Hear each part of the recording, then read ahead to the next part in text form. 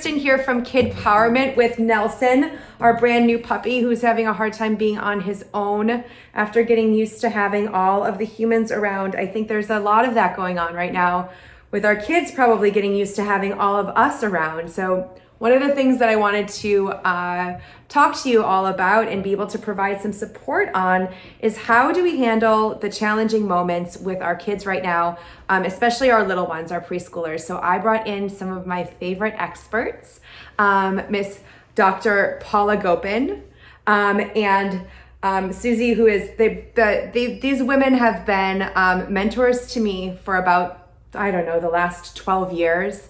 They come with just a wealth of experience and knowledge, and I'm so glad to have them here. Thank you guys for joining us. Thank you, Christyn, for including us and inviting us. We're just delighted to be a part of anything that you do. Oh, thank you, Paula. Thank you. We have been talking about on our lunch dates about the different ways that that behavior shows up for kids. You want to go take a break, Nelson? Go for it. How different behaviors show up for kids in challenging times. So I thought it would be a great thing to ask you from your perspective, what are some of the ways that this crisis is affecting our children, both in positive ways and more challenging ones? One particular piece which might be challenging for parents is that there are no 2 days that are alike. You might think you have things under control, you might think you see a pattern, but in reality, your child may have a really good day, and then it might be followed by a very challenging day. And often, it seems to have no rhyme or reason. So rather than trying to spin your wheels, trying to figure out why or when it will happen, I think it's most important just deal with each day as a new day. Yeah, it really comes down to ultimately, I think, meeting the challenges of finding what is the new normal, as well as managing our own stress so that we can be as present and supportive for our children as possible. And as many of us have experienced, it feels like after spending weeks and weeks and weeks together for all the days, it seems as though our kids are getting really good at pushing our buttons. And you and I have had this conversation before about whether or not kids are actually pushing our buttons. It's easy to feel that they are, but can you tell us more about actually what's going on there? Okay, young children are by nature egocentric, and that's not a bad trait in this context. It's the one time in life when it's really okay for them to feel that the world revolves around them. Although it might seem that they are purposely pushing our buttons, they're actually just discharging a little bit of their own confusing emotions. Whatever they are experiencing is not really being directed at anyone specific. It's not personal, although they might feel like it. So sometimes Absolutely. remembering that can be helpful. It's so imperative to remember that it is not personal.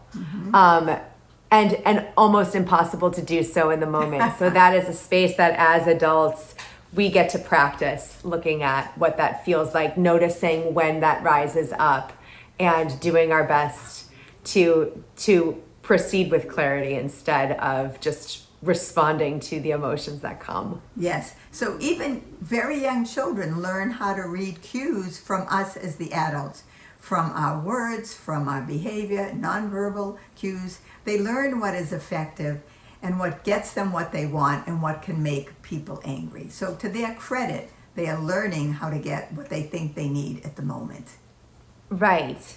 So how can we shift our perspective away from the thought that it is actually personal? Like what are ways that we can help both them express themselves so that they can get what they're looking for? Because really what they're trying to do is to achieve the satisfaction of a need is really what's happening, and not trying to just make you crazy. Like they need either your attention or they need sleep or whatever this is.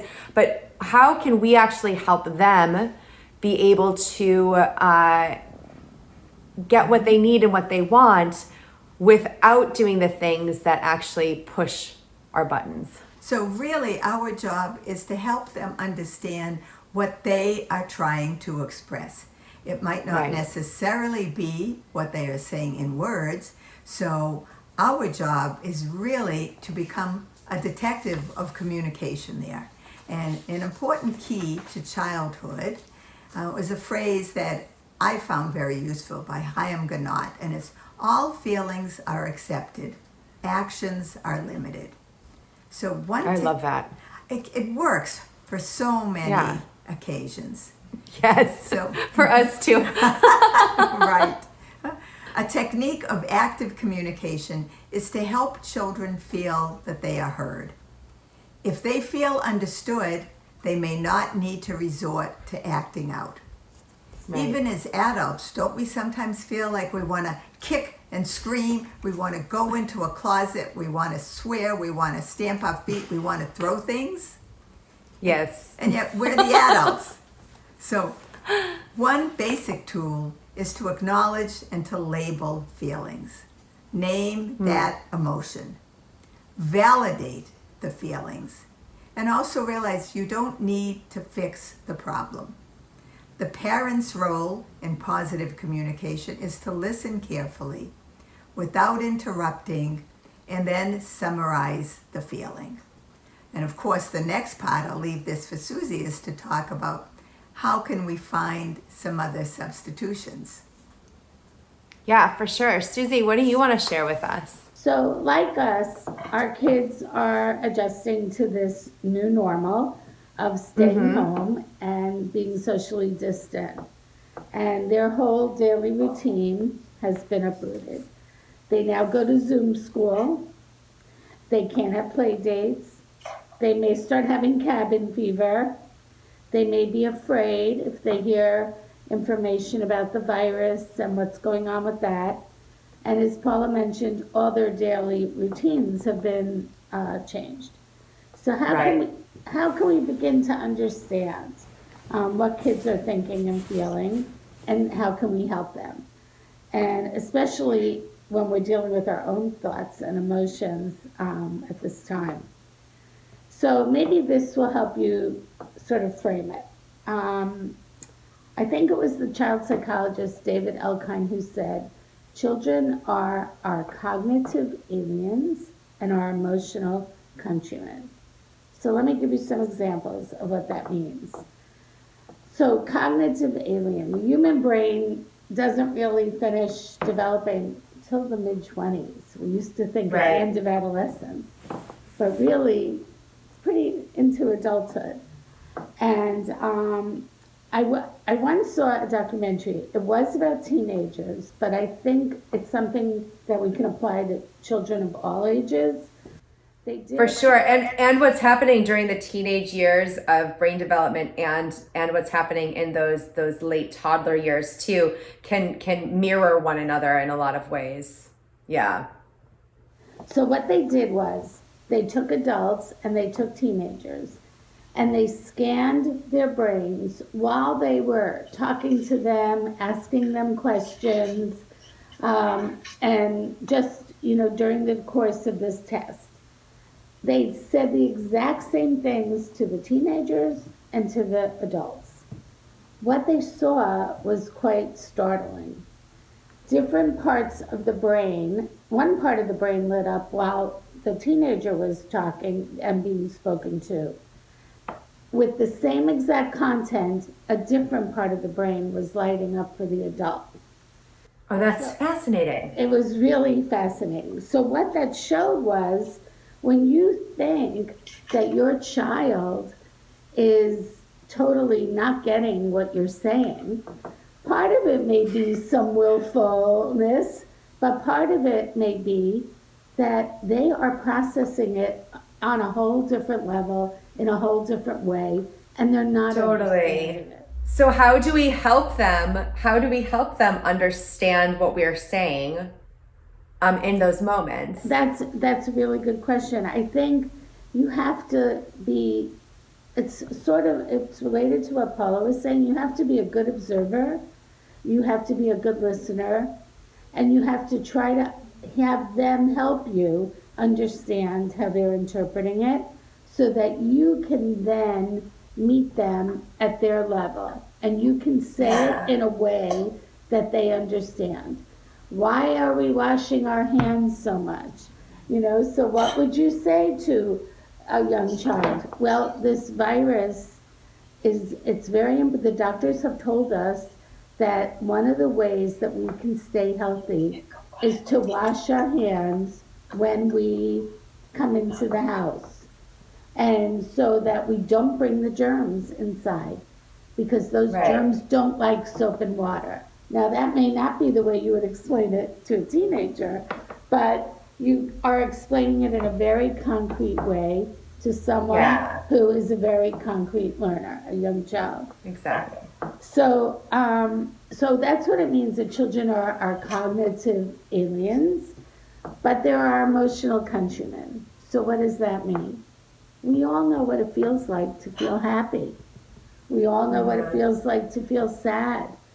We may feel happy at different times, and we may respond to situations with different feelings, but we all share those feelings. And I think that it's just a very important thing for parents to understand that we're afraid, or we're bored, or we're frustrated, and you know what? Our kids are probably feeling the same way. It's been many weeks of being cooped up. And I think sometimes that shows up in kids having really strong emotional responses to things that seem like they're not that big of a deal.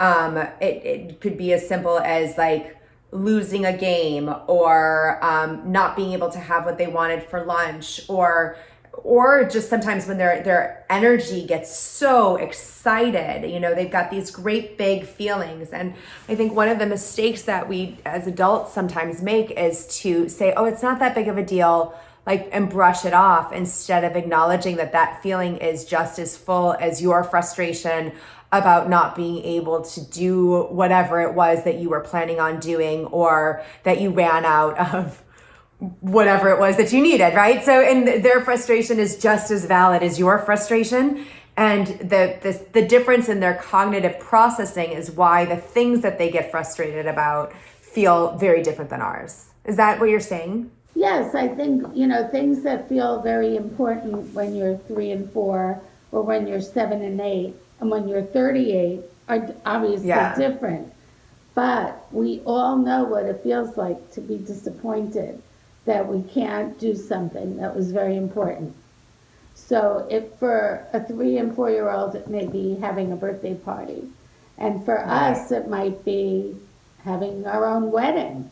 All these people are having to do things very different, have Zoom weddings, and not have anyone there. How do we, from that space of recognition of what they're feeling, and being able to be their mirror of that feeling, and acknowledge it, and then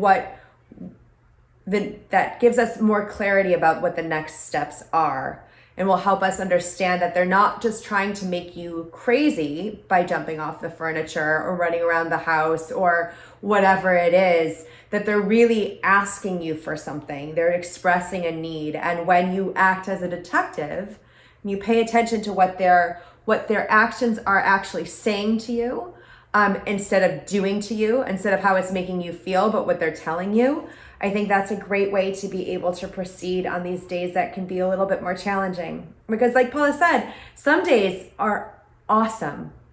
You can have a most wonderful day, and then the next day can be completely different, and that's going to continue to happen. So as long as we can continue to remember to be the detective, and to acknowledge what they're feeling, to recognize that it's important, and to recognize that their brains are not processing things the same way that ours do, I think a lot of those challenges can hopefully be settled down, and we can learn to not take our button pushing being such a personal thing. So the main idea, I guess, is that we need to show children we understand their feelings, and we want to help them articulate their feelings, and help them learn what to do with those feelings. Absolutely. And, and as Paula said, the message all over the media right now is we're in this together. And I think that's a great motto for a family to have. For And sure. to say every day, we're on the same team. We're in this together. Thank you, ladies, so much for taking the time to talk to me and to share your decades of wisdom that can help us navigate something that's very brand new to all of us. I really appreciate it.